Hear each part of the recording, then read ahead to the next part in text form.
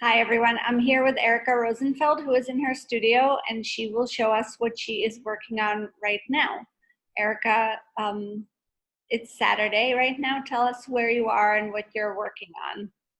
Well, I'd like to start with hello on this glorious day for democracy. I am in a small space in my house that has sort of served as a hangout room, but also a place for me to hang work as I'm finishing it, and also right as it finishes, right when it's finished, so that I can think about it before it leaves the house. So I thought I'd take you around and show you a couple pieces in progress and some finished work, art and jewelry. So these are some new finished paintings. I call them strange creature paintings, and they're acrylic on canvas, but a lot of them are embellished with glass details like crystals and glass marbles and pearls. These are glass beads, and I call them strange creature paintings. And I started this body of work about 4 years ago when I saw many similarities to the political climate of the early 1950s. And I'd also had a long time fascination with paint by numbers as a genre.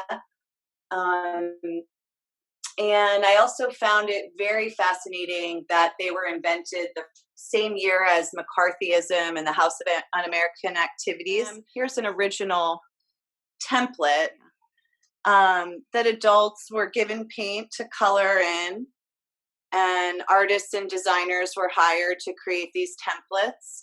And I sort of see them as a window into the culture of the early 1950s when, well, let me show you. This is an original as well. Mm-hmm. And is that an original that you painted, Erica, or that you got already painted? No, well, I collect them as well. I have about 8 of original ones, so this is one of them. I see. And then I can show you just some in progress. This is part of my Strange Deer series, and she's peacock deer, and she's sitting on a lot of rhinestones, and she has a mushroom next to her. Here's her friend cheetah deer and tree deer. These are glass beads as well. Nice. This is deer tower. And then stork deer, who has blown glass and pearls and marbles embellished for her hill. And then here are some more finished ones. Mushroom dog. This is one of my favorites. Crystal storks. This is an older piece. It's a glass cloud. Right, and that glass cloud is actually, it's interesting. We're seeing it kind of on a green background here, but it's in fact has a little bit of like a very light jadeite green, right?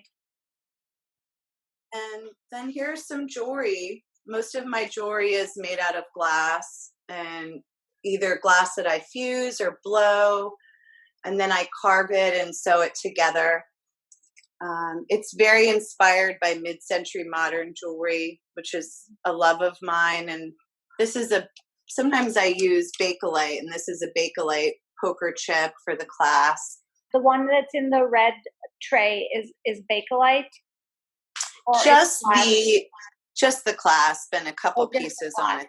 Okay. Yeah, the rest of it's glass. Can you tell us a little bit about how you pick the colors for the jewelry? So those are made as almost like Marini, right? Yeah, these are fusings, and then these are Marini. I tend to use the same color palette often, and I just change the patterns a lot. It's really just about the color. I love playing with color and trying to maybe sometimes fit colors together that I don't always normally see together. But these are just some of my favorite color combinations. And if somebody wanted to purchase these in New York, let's say, where would a good place be? Well, they're sold at the Urban Glass store in Brooklyn, and then Museum of Art and Design in Manhattan. That's good. And you're wearing one of your necklaces also? I'm wearing a new one. I was able to go back to the glass studio in June, after quarantine in Brooklyn, and I was able to start making new glass. And this is a new piece. That's fantastic. Thank you so much for sharing this with us, though, and for sharing the work that you have been doing now lately in the sort of at the end of the tunnel, hopefully. Yeah, exactly. And thank you for asking. Feels good. Talk to you soon. Bye bye. Okay, bye.